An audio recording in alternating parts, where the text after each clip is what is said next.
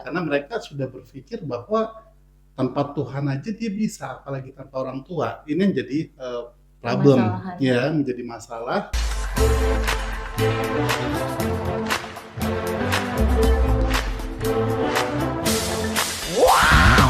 Halo sahabat Elim Go Ministry, bertemu lagi kembali dalam acara kita yang luar biasa, bincang-bincang santai. Tentunya saat ini kami ada di sebuah tempat di wilayah Bogor. Tempat ini disponsori oleh Villa Casa Menanti. Tempatnya bagus ya, Bolin ya? Iya, tempatnya bagus sekali di area puncak, udaranya sejuk juga ya, Pak. Sejuk banget, dingin banget, pokoknya eh, kalian harus kesinilah gitu. Oke sahabat, saat ini saya seperti biasa ditemani oleh Bapak Pendeta yang sudah sangat senior, Bapak Dr. Karel Tuk, ya, Halo, dengan asistennya juga yang sudah tidak asing lagi, Pendeta Hisar Putra Halo. Butar. Nah, ada yang baru kali ini di hadapan kita, ada Bu Olin. Bisa juga dipanggil Kak Olin ya, gitu ya. Iya. Karena masih sangat muda sekali, kayak baru 17 tahun lari. Oke. Saat ini kita akan ngobrol-ngobrol soal generasi ya, Bolin ya, Iya. gitu ya. Jadi memang generasi seperti kita tahu ya, generasi saat ini banyak banyak isu ya gitu, ada gap orang tua dengan anak yang kena lintas generasi sehingga komunikasinya susah kadang-kadang nggak nyambung gitu. Nah kita akan ngobrol-ngobrol sedikit ya soal ini. Mungkin Bolin bisa bantu menjelaskan ya, karena kan ada beberapa lintasan generasi gitu ya sampai ke generasi Z saat ini ya gitu. Iya. Mungkin buat sahabat di sana, Iya. silakan. Ya, halo sahabat Elim. Ya, kali ini kita itu ingin fokus kepada isu yang sedang marak ya saat ini, karena kita sendiri yang ada di sini itu dari generasi yang berbeda. Pak Endo itu dari generasi X, generasi setelah baby boomer, di mana baby boomer itu adalah generasinya Pak Karel. Mungkin kalau Pak Hisar masih termasuk ke generasi Pak Endo, generasi X. Jadi yang seperti kita tahu kalau generasi baby boomer itu adalah generasi yang lahir dari tahun 50 sampai 65. Di mana tahun-tahun itu kan memang masa perang baru berakhir. Jadi tidak heran kalau kita lihat mungkin yang menonton saat ini kelahiran 50-an itu adalah orang tuanya atau juga mungkin kakeknya. Dan mereka itu terbiasa dengan hidup yang keras dan hidup yang disiplin, juga masih sangat menghargai nilai budaya ketimuran gitu. Di generasi X seperti Pak Endo, nilai itu masih ada gitu. Jadi generasi X itu masih terkenal dengan orang-orang yang introvert, kemudian juga disiplin, makanya banyak lahir manajer-manajer dari generasi X. Nah, kemudian muncullah saya sebagai generasi milenial, di mana generasi milenial ini sudah menjadi produk dari generasi baby boomer dan generasi X, sehingga kita itu sudah mulai ada pemikiran untuk sedikit rebel, sedikit menyampaikan ide dan jati diri gitu. Nah, itu tersalurkan lagi ke generasi sekarang yang namanya generasi Z ya, generasi yang masih kecil-kecil ini. Nah, mereka lebih rebel lagi, lebih yang kayak mungkin kalau sama orang tuanya dia selalu punya jawaban, apa baik itu larangan maupun arahan.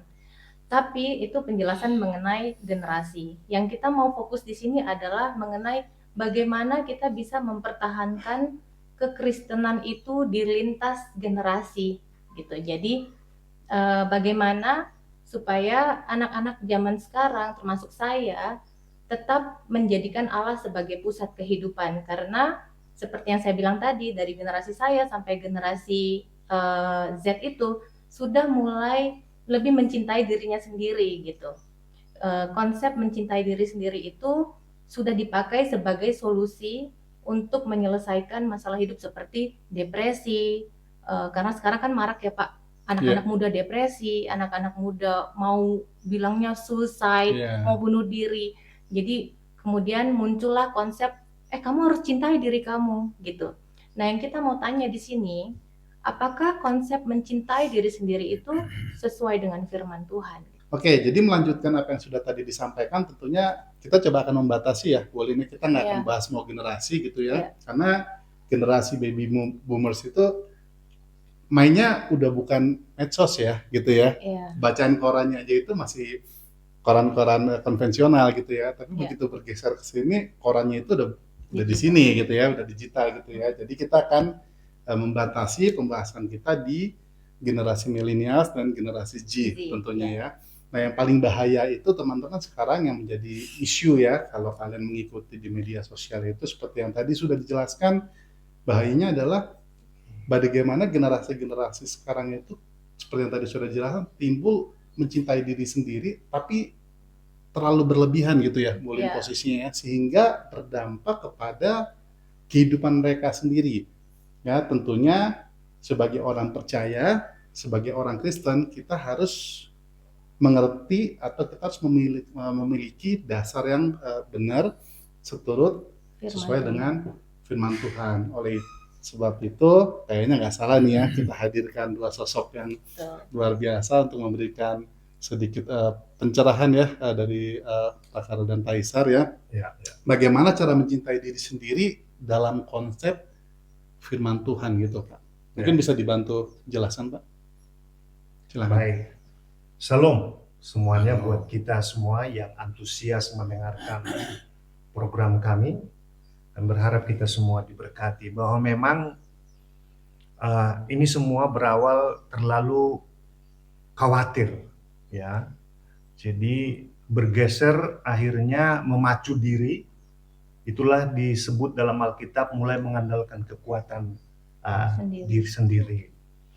Nah, itu semua berawal dari ketakutan, kekhawatiran akan situasi ekonomi, masa depannya, pekerjaannya, atau juga ada lagi faktor-faktor kekhawatiran situasi politik yang mengganggu kestabilan ekonomi sehingga mengganggu orang mau cari kerja dan khawatir masa depan. Sehingga dia memacu dirinya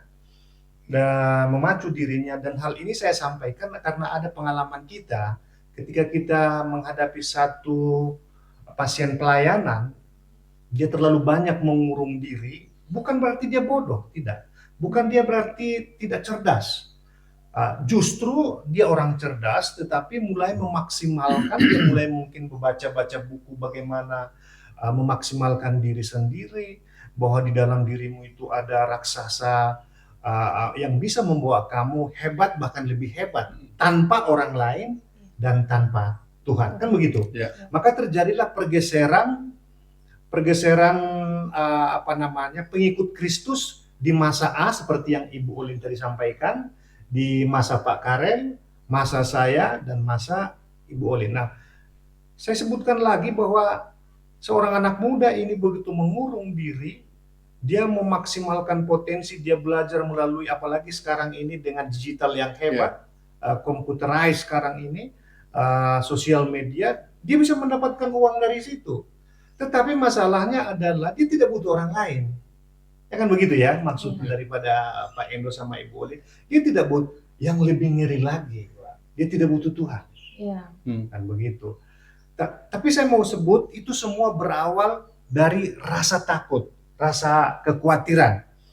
Nah, dan efeknya seperti tadi, dia tidak membutuhkan orang lain, dia tidak membutuhkan Tuhan, yang adalah dia gali potensi semaksimal mungkin, dan dia merasa hebat di situ. Nah, sebenarnya Alkitab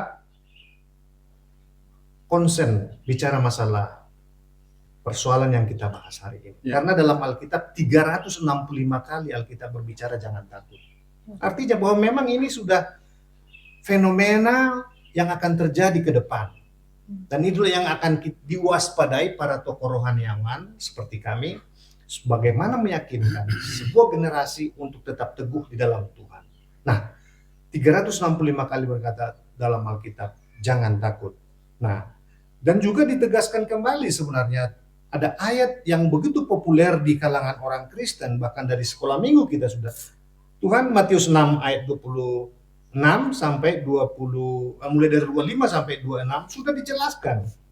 Dan itu sangat-sangat merupakan ayat hafalan, apalagi kami sekolah pendeta dari sejak dini itu bicara masalah kekhawatiran. Tetapi itu tidak hanya berbicara tentang kekhawatiran, tapi dijelaskan poin yang berikutnya, kamu jangan khawatir, ada tapinya. Ya kan? Kenapa? Tapi kami harus sungguh-sungguh dan mengingat ini, kamu lebih berharga daripada apa yang ada di dunia ini. Kamu lebih berharga daripada burung-burung di udara. Kamu lebih berharga dari apa yang kau pakai. Kamu spesial, kamu sebenarnya nggak perlu takut. Ya kan?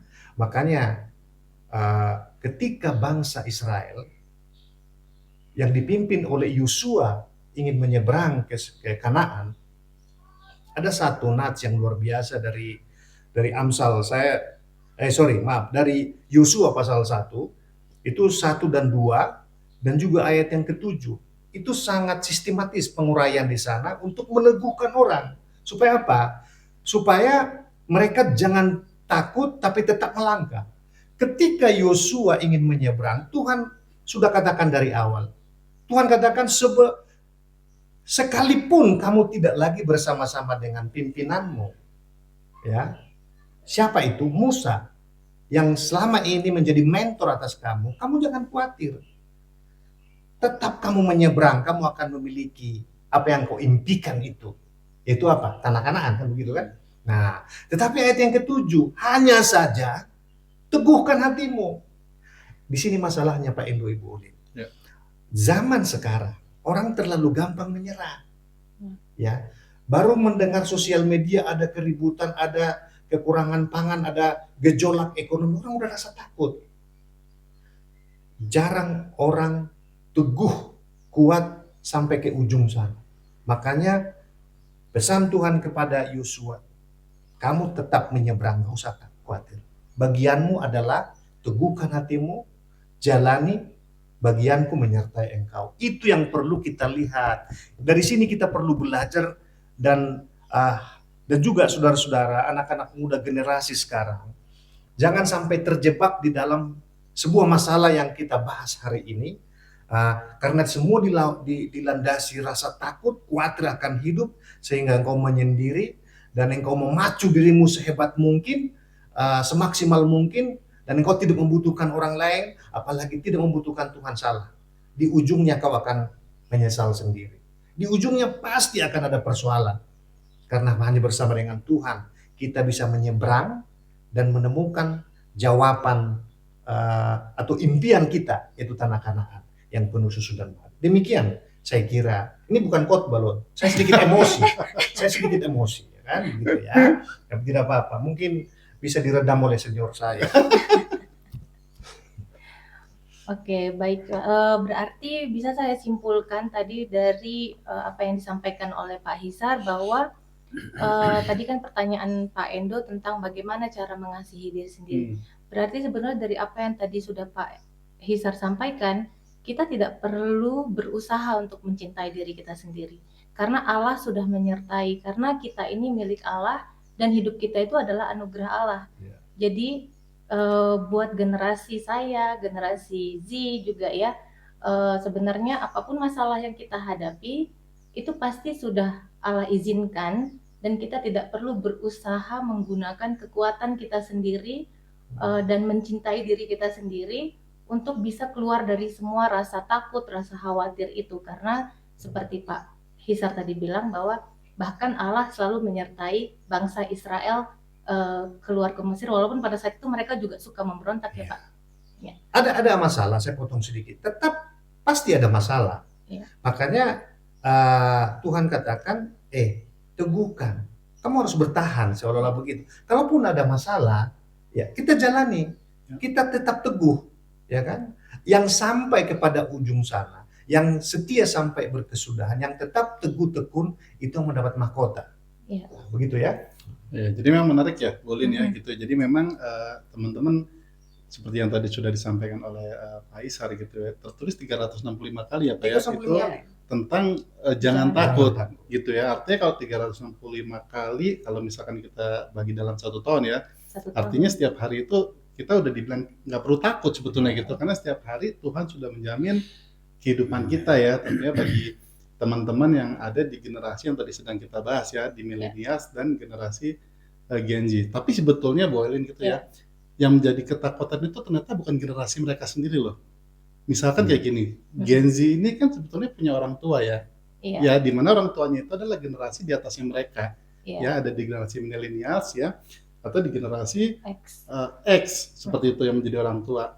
Nah kadang-kadang mungkin bukan kadang-kadang, mungkin saya pikir banyak juga gitu ya. Orang tua ini juga memiliki rasa takut juga menghadapi anak-anak yang di generasi Z, Iya, Gen Z ya kita bilang gitu ya. Karena apa?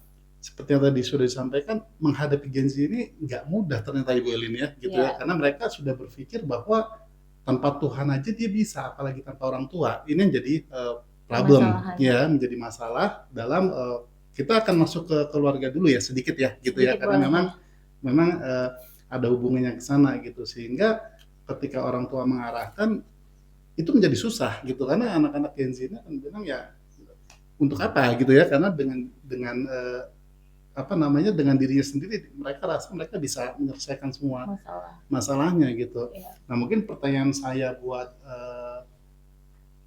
tadi sudah pendeta Isa, sekarang pendeta Karel ya gitu ya, yang harus menjawab memang di bidangnya seperti itu ya.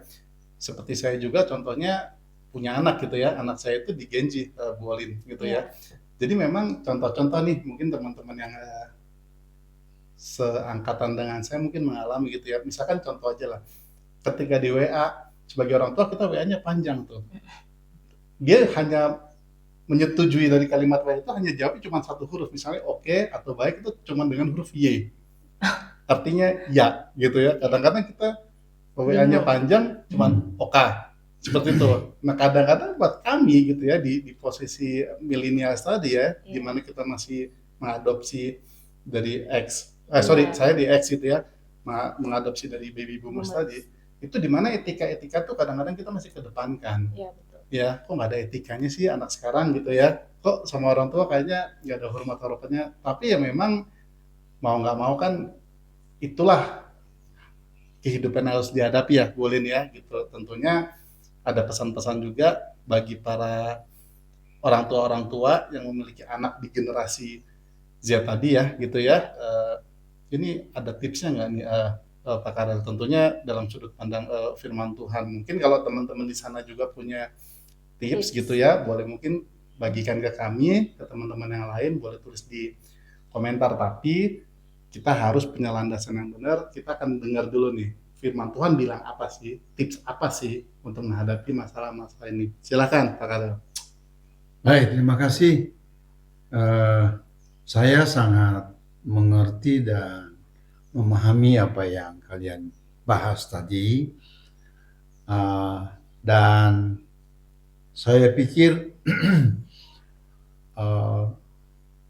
ilmu psikologi itu ilmu yang mungkin tidak terlalu tua, artinya cukup baru, mencoba membuat semacam pembagian generasi. Itulah sebabnya tadi kalian membahas generasi boomer apa sampai kemudian ke X ya.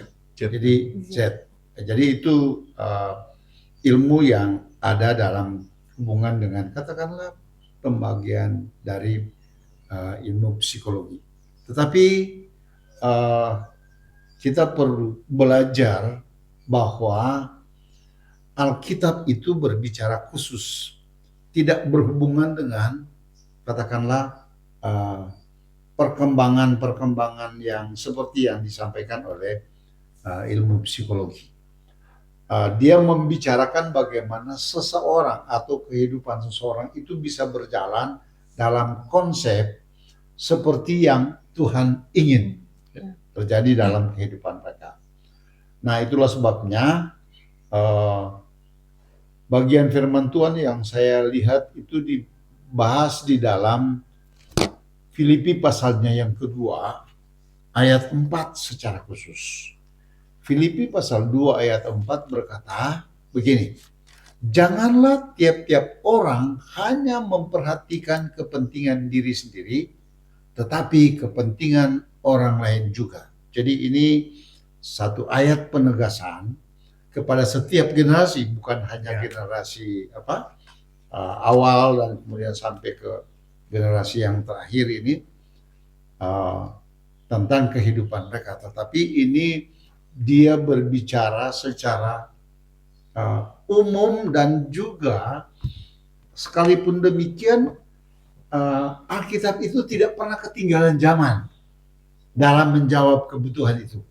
Jadi itulah sebabnya salah satu patokan yang paling kuat ini adalah ayat berbicara janganlah tiap-tiap orang hanya memperhatikan diri sendiri. Kenapa? Karena memang ada Tuhan yang mengatur perjalanan hidup setiap orang. Zaman apapun seperti itu. Ya, Alkitab ini sudah ditulis sekian lama.